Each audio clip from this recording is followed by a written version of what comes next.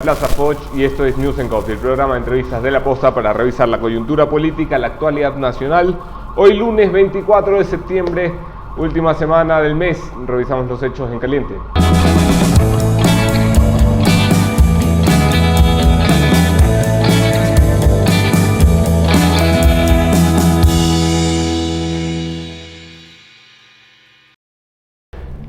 En caliente, el presidente de la República se dispone a su viaje hacia la ciudad de Nueva York, donde se congregará la plana mundial del poder ejecutivo de todos los países. Se celebrará la sesión de Naciones Unidas en la que participará por segunda ocasión el presidente Lenín Moreno. Esto significa un retorno lento y progresivo y constante del Ecuador al concierto internacional de naciones que habíamos abandonado durante el correísmo. Correa fue un par de veces para tomarse una foto y guardarla en el archivo. Pero Moreno plantea no solamente ser el tercer discurso en la sesión general de naciones, sino también mantener reuniones bilaterales. ¿Con quién? Bueno, vinagre y dulce, vinagre y miel. Por un lado, se sentará por primera vez con su par cubano Miguel Díaz-Canel, presidente de Cuba, y por otro lado se sentará con nuestros aliados naturales. Vizcarra de Perú, Iván Duque de Colombia, en reuniones bilaterales atenderá a la recepción del presidente Donald Trump, cosa que no ha sucedido en por lo menos 11 años, y se sentará también con el Banco Mundial para intentar, sacar alguna cosita, ¿no? Que hay que aprovechar el viaje, que se pague. En economía hay una gran fiesta en el Ministerio de Finanzas. Esto es doloroso decir, hay una gran fiesta porque por primera vez en semanas Ecuador ha bajado de los 600 puntos de riesgo país.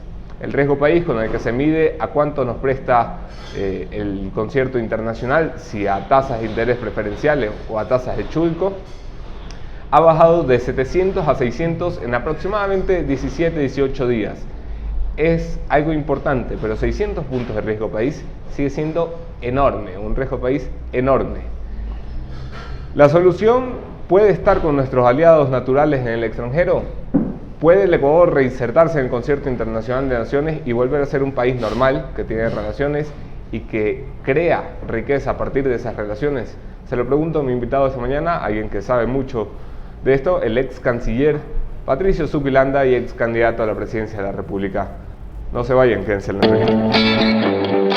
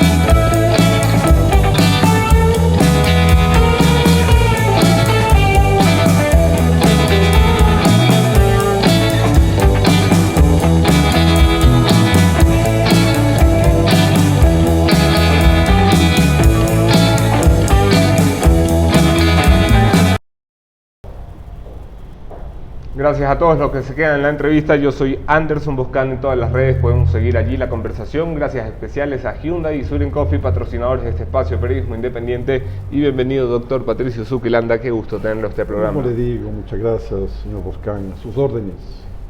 Ecuador vuelve a Naciones Unidas con interés de participar. Vamos, que una cosa es ir, dar tu discurso, refugiarte a dar una sabatina millonaria, y otra cosa es ir a trabajar, a buscar relaciones diplomáticas y a sentarte con los socios.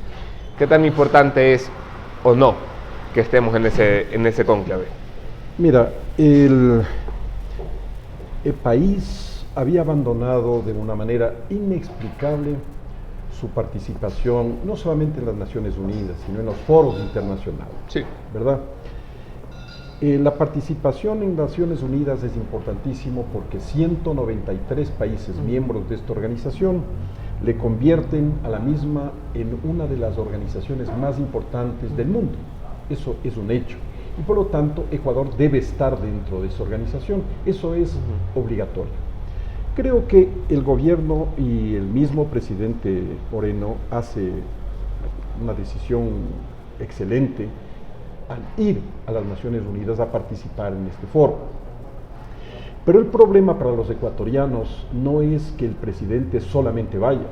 El presidente debe planificar y debe sacarle el jugo a una participación de esta naturaleza. Dentro de la mecánica de esta organización se ha previsto una especie de primer contacto con ciertos líderes mundiales en una ceremonia que se llama Por la Paz Mandela, ¿no? Recordándole al presidente de Sudáfrica. Y ahí el presidente va a participar y seguramente él podrá hablar de lo que él más sabe, que es el tema de la paz, de los derechos humanos, de los beneficios que puede producir la tranquilidad de una nación si es firme promotora de la paz social, por ejemplo, y de la paz con sus vecinos. Por lo tanto, yo creo que como un abreboca para los ecuatorianos, esta participación del presidente en este foro es importante. Ok. En segundo lugar... Este es un espacio pensado, además de dar un discursito, para generar mecanismos de encuentro entre los presidentes de las distintas naciones. Muchos aprovechan para las famosas reuniones bilaterales. He citado aquí 3 que están en agenda del presidente Moreno. Eso es posterior. Ok. Eso es posterior. Luego, después de esta cumbre, viene el contacto con ciertos países que le manifiestan el interés. Yo estoy absolutamente convencido de que no fue el presidente Moreno, y mucho peor su canciller, el que pidió la reunión con Díaz-Canel de Cuba, por ejemplo.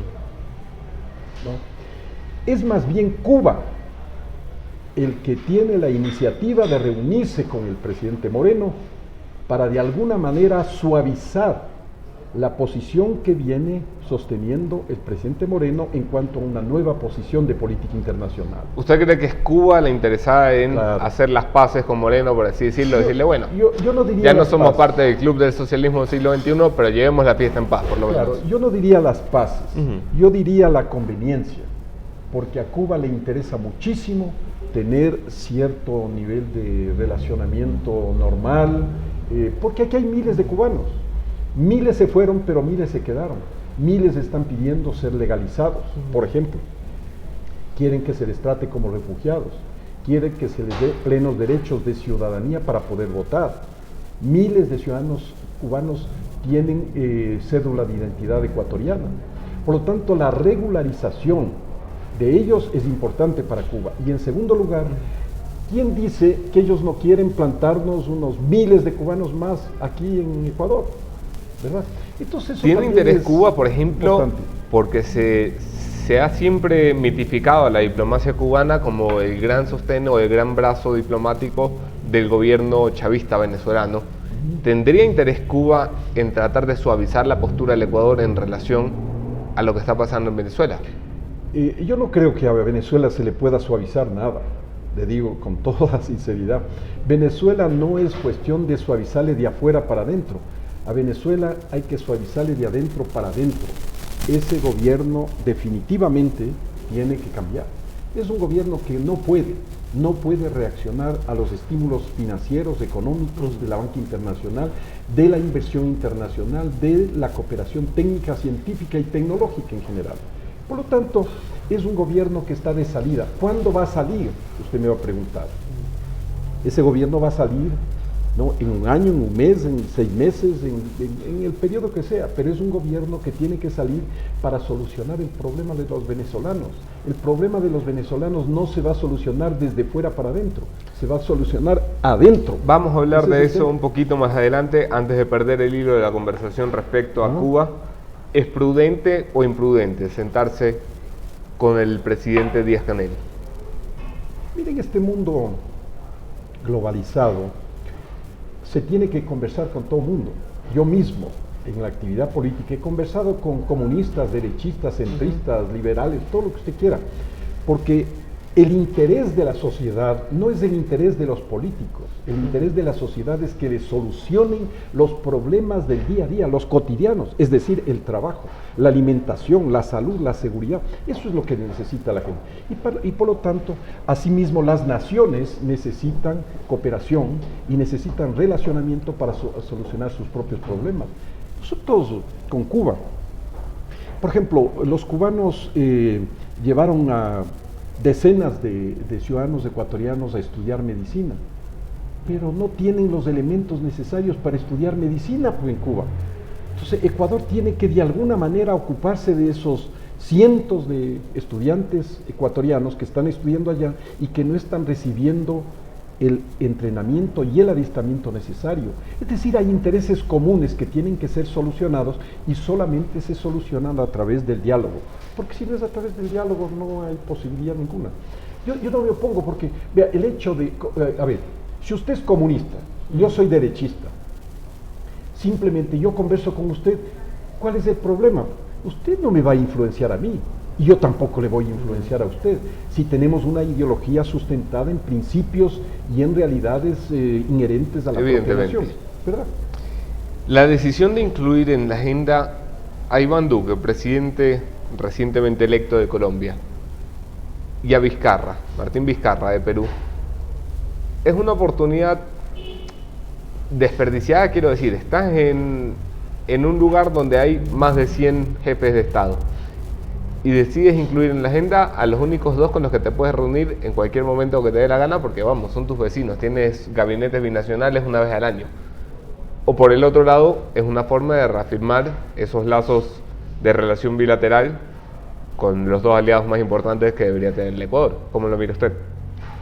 Mira, la pregunta es muy hábil y necesita una respuesta hábil. También en este caso no es idea del gobierno ecuatoriano reunirse con ellos.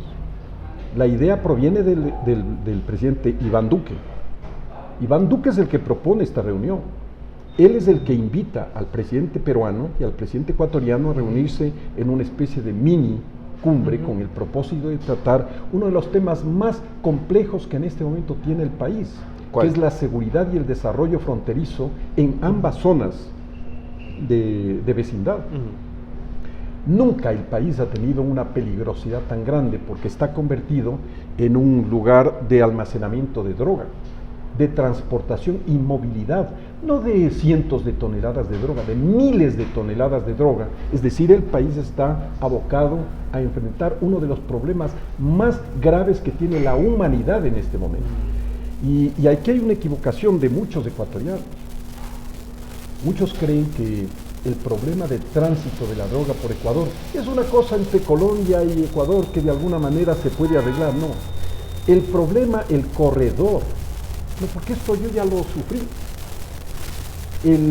Los grupos marxistas-leninistas, los bandidos de las FARC, ¿no?, pedían que se libere 10 kilómetros de la frontera hacia arriba Colombia y 10 kilómetros de la frontera hacia abajo. Me lo pidieron a mí, que se libere para poder ellos sacar Se lo vieron cuando era canciller, me imagino. Lógico. Mire, ¿y qué sucedió? Que no es porque se produce gran cantidad de cocaína o lo que sea, o estupefacientes en el caso colombiano. Ese no es el problema. El problema es que hay que ser conocedor, y yo soy conocedor, de toda la región panamazónica. Nunca se olvide que yo soy experto en asuntos amazónicos. Sí, por supuesto. Mire, la región amazónica es la región más grande del mundo. Está estructurada por 8 países amazónicos. En esa región gigante en el mundo se produce la mayor cantidad de coca que usted no se puede imaginar, y Ecuador fue escogida como un paso conjuntamente con Colombia para las exportaciones al Asia, a Europa y a Estados Unidos. Le hago una pregunta relacionada a declaraciones del presidente Lenín Moreno cuando tuvimos el tema caliente en la frontera. Decía el presidente Moreno, aquí hubo un pacto tácito con el narcotráfico. Aquí en 10 años hubo un pacto tácito. Ese pacto pudo haber sido el que le ofrecieron a usted, liberar tantos kilómetros de la frontera para que ahí viva la fiesta. El pacto no fue tácito, el pacto fue real. El pacto fue además propuesto por canales directamente oficiales de los bandidos de las FARC, ¿no?, al gobierno colombiano y al gobierno ecuatoriano.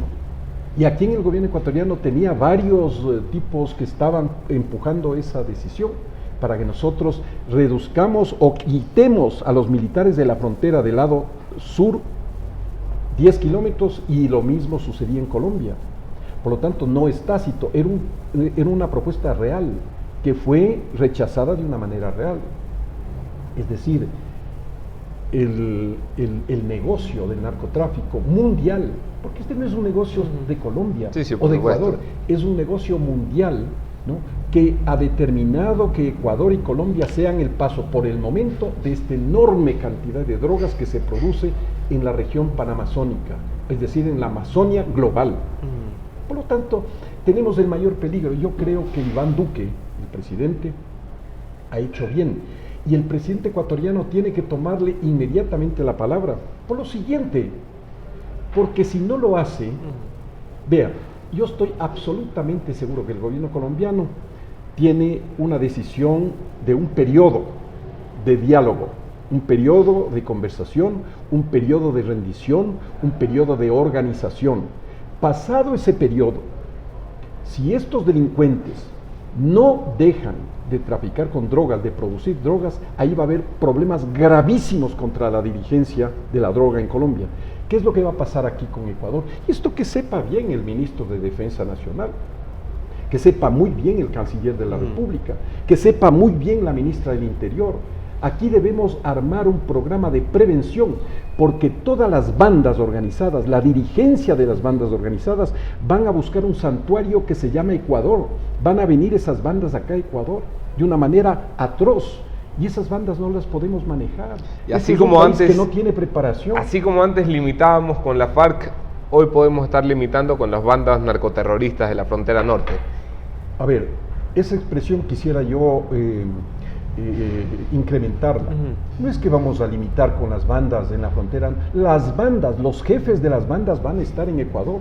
Es decir, va a haber una penetración de la jefatura de las bandas. ¿De qué? Del narcotráfico, el contrabando de armas, el lavado de dinero, los proyectos sobrefacturados, el soborno y la corrupción de todas las élites ecuatorianas. Hace 13 años, fíjese usted, 13 o 14 años, el presidente Uribe nos advirtió, nos dijo: ustedes van a ser penetrados por todos los sistemas del narcotráfico aquí en Ecuador, pero el momento, esto es lo novedoso, el momento que ustedes sean penetrados en las Fuerzas Armadas y en la Policía Nacional, este país está en un problema, en serios aprietos. Pregunta difícil. ¿Ya fuimos penetrados, doctor Zuquilanda? Hace 15 días encontramos una tonelada de droga en una base militar en Manta. Una base militar en Manta, una tonelada de droga. ¿Eso es un síntoma de que fuimos penetrados o es, como intentó decirlo la cúpula uniformada, un caso excepcional? Mire, yo no creo que sea un síntoma, es una realidad. Estamos penetrados, porque cuando se utiliza una base militar y se captura una tonelada de droga, una tonelada son 20 quintales de droga, es una cosa de locura. No pueden ser pues 2 militares de bajo rango, evidentemente, que manejen una tonelada de droga en una base donde anteriormente se hacía interdicción y control del narcotráfico. Es absolutamente ridículo. Las Fuerzas Armadas y las Fuerzas Policiales deben convocar inmediatamente a una concentración de los mayores pensadores, de los políticos, de los representantes de la sociedad civil, religiosa, deportiva, en una cumbre aquí en el Ecuador para enfrentar este problema de la penetración del narcotráfico dentro de los sistemas más sensibles de la sociedad ecuatoriana. ¿Cuáles son los más sensibles? Ministerio de Finanzas, Ministerio de Relaciones Exteriores, Ministerio de Defensa Nacional y Policía Nacional. Esos son los sectores más sensibles de la sociedad y el Ministerio de Gobierno. Por lo tanto, o enfrentamos esto de una manera radical y de una manera amplia, ¿no?, o vamos a ser liquidados como sociedad. Esa es la realidad. Eso por el lado de Iván Duque. Con Martín Vizcarra, ¿cuál es el sentido de la conversación? ¿El mismo? Es que la cumbre es esa, pero claro, hay temas paralelos. Mira, hay 2 temas graves con ellos. Es el tema de la droga con ambos países. Claro. Y el tema relacionado con la iliquidez que se está produciendo en el país por salida de grandes capitales ecuatorianos a comprar en la zona norte y a comprar en la zona sur. En la zona sur hay 37 pasos de frontera usted pasa en mulas y en burros los televisores y toda la línea de transportación desde el Perú a Ecuador. Y en el paso colombiano, yo personalmente, con la organización que yo tengo, con una oficina que yo tengo, hicimos un examen, ¿no? En un solo día, de un día jueves, no sábado, no domingo, no el día feriado, el día jueves, 7.500 carros ecuatorianos pasaron al sector de Ipiales y Pasto a comprar. Eso significa que hay una fuga de la liquidez ecuatoriana en dólares a esas naciones. ¿Por qué sucede eso? No sucede porque los de Tulcán no son patriotas, o los lojanos no son patriotas, o los del Oro no son patriotas. No sucede por eso, sino por uno de los errores más estúpidos que cometió el presidente Palacios conjuntamente con su ministro de Finanzas Correa, cuando votó al tacho de basura la negociación que estaba por firmarse del TLC con el libre comercio conjunto con Estados Unidos. Sí, por supuesto. Paralelamente a eso, votaron al tacho de basura la negociación del acuerdo de asociación con la Unión Europea. Y paralelamente a eso, votaron al tacho de basura la membresía en el APE, en el Foro Económico de la Cuenca del Pacífico. Y paralelamente a eso, ¿no?, Patiño se dio el lujo de tirarle en la cara, ¿no?, el beneficio que teníamos de 0 aranceles para los productos ecuatorianos a través del famoso ATPDA, es decir, las preferencias andinas de comercio. Ecuador quedó en nada, no pudo negociar nada, ¿no?, y tuvimos la competencia, por obvias razones, de los países vecinos que producen iguales por supuesto, ofertas que nosotros hacemos al mercado norteamericano. Y se convirtió a Ecuador en un punto caro entre 2 puntos baratos. ¿Se da cuenta? Entonces, ¿qué sucede? Un televisor aquí cuesta $2.000 y en Colombia cuesta $500, $600, y viceversa, y lo mismo pasa en el Perú. Entonces, ¿de qué nos quejamos? Los ecuatorianos mismos somos los culpables de nuestra propia desgracia.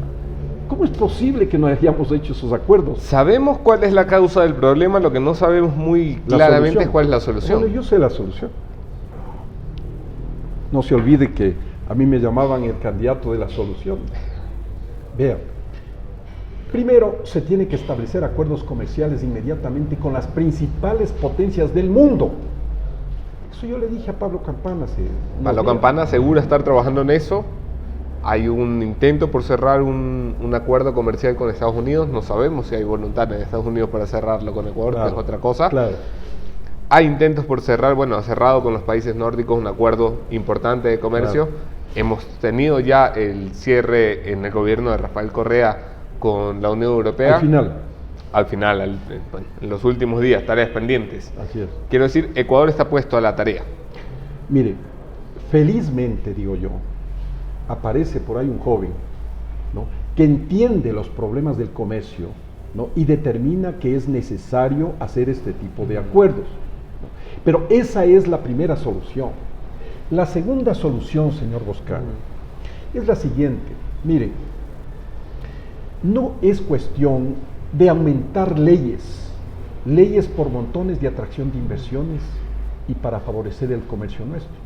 Porque usted puede llenarse de leyes. Yo recuerdo desde el tiempo de Velasco Ibarra, todo el mundo era preocupado por las leyes, favorecer las inversiones extranjeras para que los gringos o los alemanes o los italianos vengan y pongan una fábrica de zapatos, una fábrica de lo que sea aquí en el país. Y había leyes de promoción.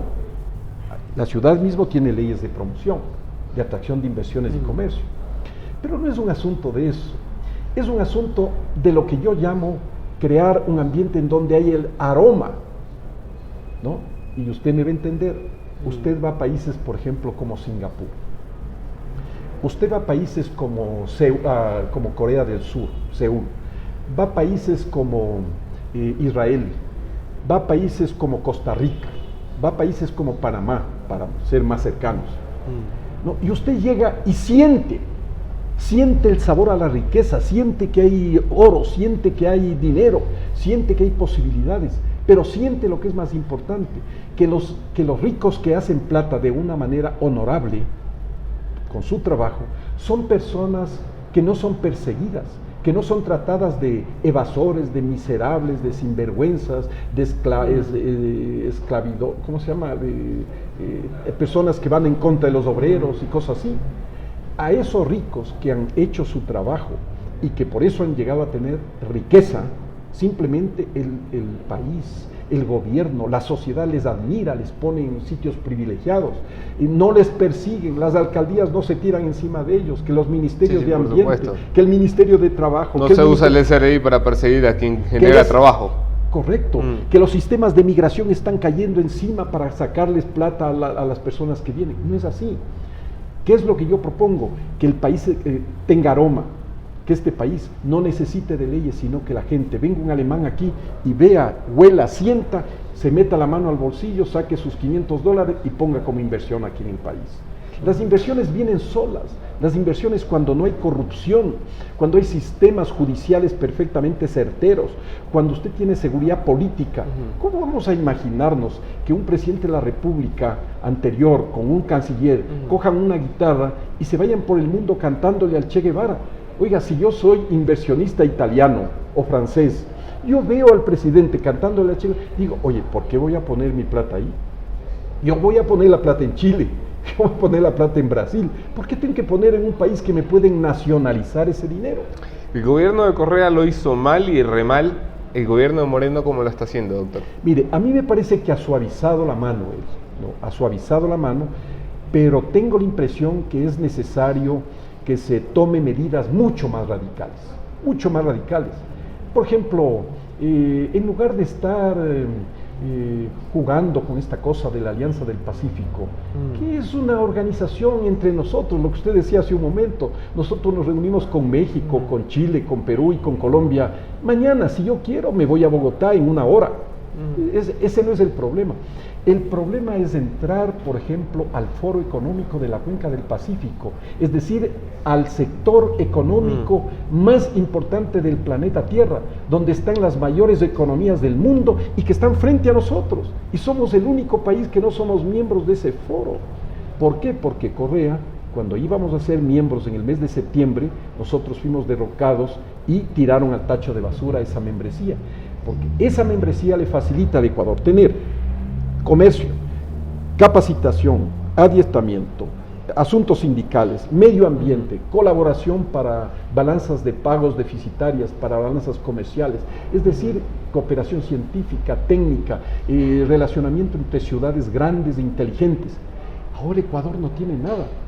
¿Estamos metidos en qué? Estamos haciendo esfuerzos y yo por eso le doy gran mérito a Campana, ¿no? Y realmente hay que darle buen mérito, porque él, con ayuda o sin ayuda, usted ha visto que el tipo se mete y va y está insistiendo con los Estados Unidos. Yo creo que el mayor problema lo vamos a tener con Estados Unidos, pero el tipo insiste y va, y estamos en eso, entonces vale la pena. Yo creo que la Cancillería, que ya cambió, debería apoyarle al José ministerio. Valencia, una carrera de 30 años, el primer canciller que tenemos en más o menos 11 años en este país. Canciller me refiero a una persona formada para ser canciller, no una cuota de amiguitos políticos. Así es. Da un giro de 180 grados en las relaciones exteriores de este país. Condenamos lo que está sucediendo en Venezuela, tenemos presencia en la OEA, en el bloque mayoritario de países democráticos, una misma postura consensuada. Recibimos una visita del vicepresidente de Estados Unidos, todo esto en un periodo cortísimo de tiempo. Valencia apunta a querer darle un giro profundo a las relaciones exteriores. Sin embargo, seguimos teniendo cosas como, Rosanita Alvarado, que ya no puede ser presentable para estar en una cartera de gobierno, pues mándenla a una embajada en México. ¿Cómo es posible que en la Cancillería, donde se intentan imprimir cambios, sigamos siendo esclavos de estas cuotas políticas que lo único que hacen es entorpecer el camino diplomático? Verá, dándole todo el mérito a Pepe Valencia, efectivamente 12 años, 13 años de desgobierno es muy grave.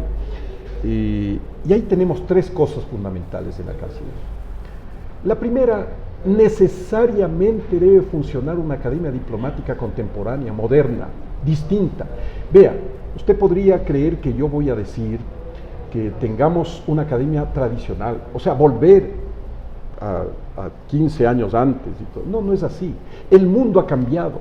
En 15 años el mundo se ha modificado de una manera radical, comenzando por el teléfono, comenzando por el internet, comenzando por todos estos instrumentos tecnológicos que permiten hacer del mundo diplomático un mundo de gestión inmediata.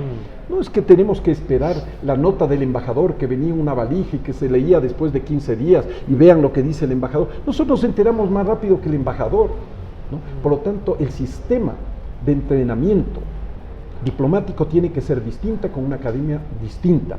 Felizmente se ha designado al embajador Suárez que esté estudiando la manera de hacer una academia diferente desde mi punto de vista. Yo creo, y si él no cree, pues vamos a impulsarle todo para que él crea, pero yo sí creo que él está convencido de que es necesario. En la academia diplomática se tiene que estudiar cómo está moviéndose la situación mundial, la situación política, económica, financiera, científica, de cooperación, con el propósito de que hagamos una academia ágil para que le ayude a pensar al canciller. Primera cosa.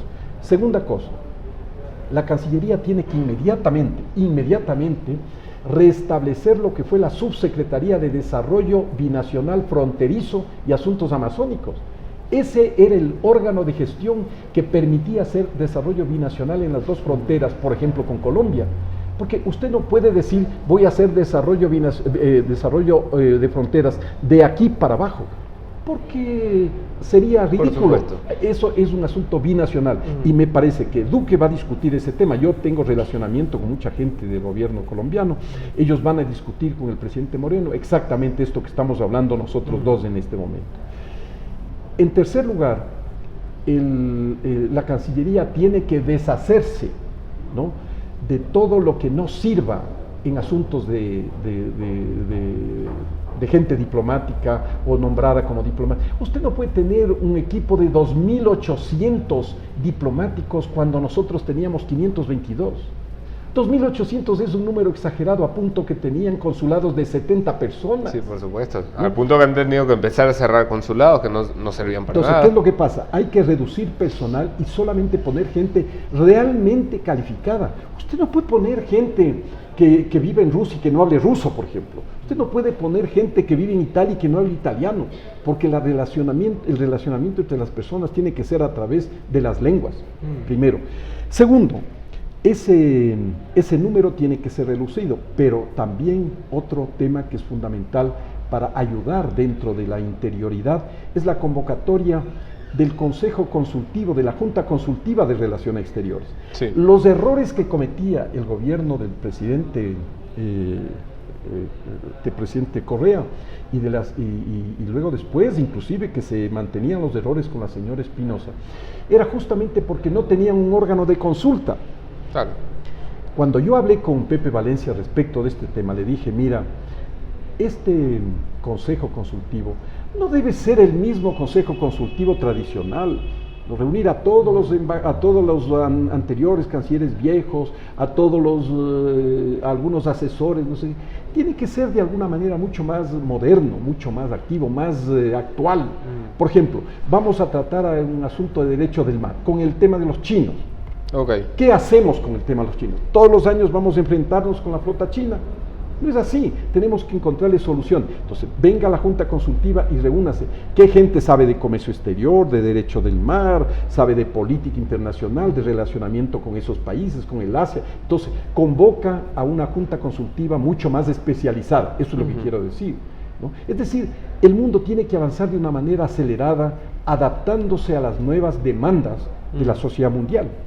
Ahora que ha nombrado a María Fernanda Espinosa, que fue nuestra canciller, y el momento que se volvió insostenible como canciller, la becaron con la presidencia de la sesión de Naciones Unidas, pagada eso sí por el gobierno ecuatoriano.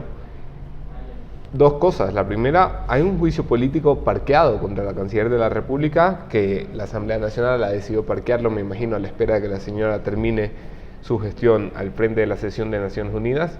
Lo segundo, en los últimos días el diario británico The Guardian ha publicado algo que ya más o menos intuíamos, que Ecuador le dio la nacionalidad a Assange, pidió su estatus diplomático en contubernio con Rusia para poder llevárselo a Assange de la embajada.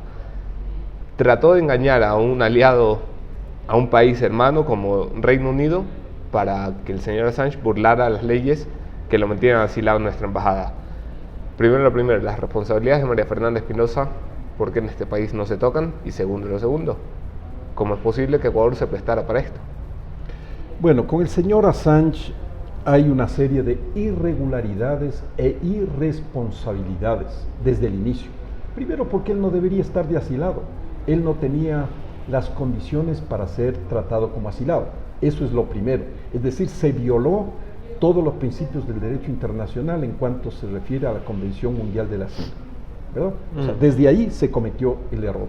Luego después se han sucedido una cantidad de hechos, ¿no?, que nos podemos pasar aquí 2 horas hablando de eso. Pero en cuanto a lo que usted se refiere, a mí me parece que el mayor error, para no decir delito, cometido es este asunto de la nacionalidad. Felizmente, ¿no?, ministro encargado, porque le encargaron a era un funcionario de carrera, se llama el funcionario de carrera encargado del Ministerio de Relaciones Exteriores, bueno, no recuerdo el nombre. Este señor firmó una carta de naturalización. Felizmente el presidente no llegó a darle el estatus de ciudadano, sino solamente tiene la carta de naturalización, que puede ser retirada si el gobierno quiere. O sea, le retiran esa carta de naturalización y terminó la relación con él. Otra cosa habría sido si el presidente firma el decreto, ¿no?, declarándole ciudadano ecuatoriano, ¿verdad? Pero a través de esa subrepticia decisión, ¿qué es lo que se pensó hacer? Primero, lo que se sabe ahora en la prensa mundial. Primero querían hacerle escapar. ¿Se puede usted imaginar lo que es un funcionario con estatus de diplomático, de consejero dentro de la Cancillería ecuatoriana, Assange, con estatus de diplomático, escapando, metido en la maletera de una camioneta para escapar de la ley británica? Es absurdo. Es decir, solamente en mentalidades absolutamente ideologizadas se puede permitir una idea de esta magnitud, porque la personalidad de los ecuatorianos no está en venta, pues, ni de ningún país del mundo. Oiga, alguien que tiene esta maravillosa idea de delinquir utilizando la diplomacia ecuatoriana, ¿se puede imaginar? ¿Lo hace con conocimiento o sin conocimiento del presidente de la República? Mire, en una ocasión el presidente dijo, cuando le preguntaron esto, lo mismo, él dijo, bueno, lo que pasa es que yo confío en las decisiones de la señora canciller, y la señora canciller es la que tomó estas decisiones de darle la carta de naturalización, de darle este estatus, y además de nombrarle funcionario diplomático, y yo respeto eso, dijo él. Pero él nunca asumió, personalmente dijo, yo tomé la decisión. Lo lógico es que un canciller le consulte al presidente, pero él no asumió esa responsabilidad. Por lo tanto, esa es la respuesta. Yo no podría decir que el presidente fue el que decidió eso. La canciller Espinosa, solamente para que esto no quede en el aire, es sujeto de juicio político hasta un año después de haber entregado el cargo. ¿Por qué cree usted que se mantiene parqueado un juicio político que a todas luces era necesario? Bueno, hay una ideología de por medio. Es el mismo partido de gobierno. Nunca hay que olvidar eso, ¿no? Cuando yo trabajo en financiamiento de proyectos y en consultoría internacional de varios temas, cuando a mí me preguntan eso, bueno, ¿qué pasó? Yo digo, bueno, el partido del expresidente Correa es el partido que ganó la presidencia. O sea, es el mismo partido de gobierno. Por lo tanto, yo tengo la impresión de que dentro del sistema gubernamental hay gente todavía muy afín, muy relacionada con el presidente Correa, que sostiene determinados temas, y uno de los temas es este de la señora Espinosa, dentro del propio Congreso. Recta final de la conversación con el doctor Patricio Zuquilanda. Acercamientos del Ecuador al Fondo Monetario y al Banco Mundial. El Fondo Monetario que está causando quilombo, dirían los argentinos, en la Argentina de Mauricio Macri, el enésimo desembolso que hará el Fondo Monetario Internacional para tratar de salvar una economía como la Argentina, para que lo paguen los ciudadanos, eso sí. El regreso del Fondo Monetario al Ecuador puede tener los mismos tintes y características. Quiero decir, una receta que termine por apretar de abajo hacia arriba y no de arriba hacia abajo, que aprieta a los ciudadanos y no el bolsillo del Estado. Mire, Ecuador tiene el derecho y es parte de varios organismos de financiamiento mundial, pero los tradicionales, los que sabemos, Banco Mundial, Fondo Monetario, Banco Interamericano de Desarrollo, Corporación Andina de Fomento y pare de contar. Son los únicos organismos realmente que le pueden sacar de algún aprieto al gobierno ecuatoriano en medio de este desfinanciamiento de la balanza de pagos y así sucesivamente. A mí me parece que es correcto que ellos acudan allá, al Fondo Monetario, pero también es una cosa curiosa. Se está repitiendo todo lo que nosotros en el pasado hicimos y que fuimos condenados diciendo que éramos sirvientes de los Estados Unidos, sirvientes del Fondo Monetario, sirvientes del Banco Mundial, amigos de Colombia, amigos de Perú. Es decir, volvemos después de 15 años, 13 años, a hacer lo mismo que hacíamos en esa época. Entonces, estábamos en lo correcto, yo siempre me he preguntado, estábamos en lo correcto y por eso la economía en esa época creció el 9% y ahora la economía está deficitaria. En consideración a eso, creo yo que el gobierno del presidente Moreno está haciendo lo que puede, ¿no? Y no solamente va al Fondo Monetario y a los organismos internacionales, no porque está desesperado por ir, sino porque es a lo único que puede acudir. Pues si no, ¿a quién acudimos? Si no tenemos ningún relacionamiento con otro organismo internacional. Esta ha sido la conversación, doctor Patricio Zuquilanda. Esta es su casa, vuelva cuando quiera. Con ustedes mi conclusión de esta mañana, enseguida el punto final.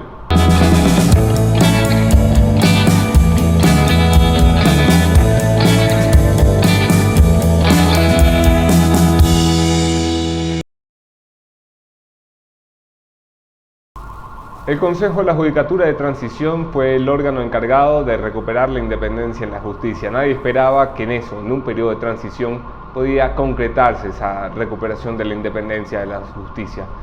Lo que esperábamos al menos es que hicieran algo, que en lugar de seguir a tropezones dando por el mismo camino a puntapiés que caminó Gustavo Yalc y la caterva de violadores de derechos humanos que lo acompañaba, pues intentaran cosas distintas, intentaran, por ejemplo, cumplir con la ley que no cumplió el Consejo de la Judicatura anterior y evaluar a la Corte Nacional de Justicia, la Corte que evalúa a los corruptos, la Corte que sentencia o deja libres a los peces gordos de la corrupción.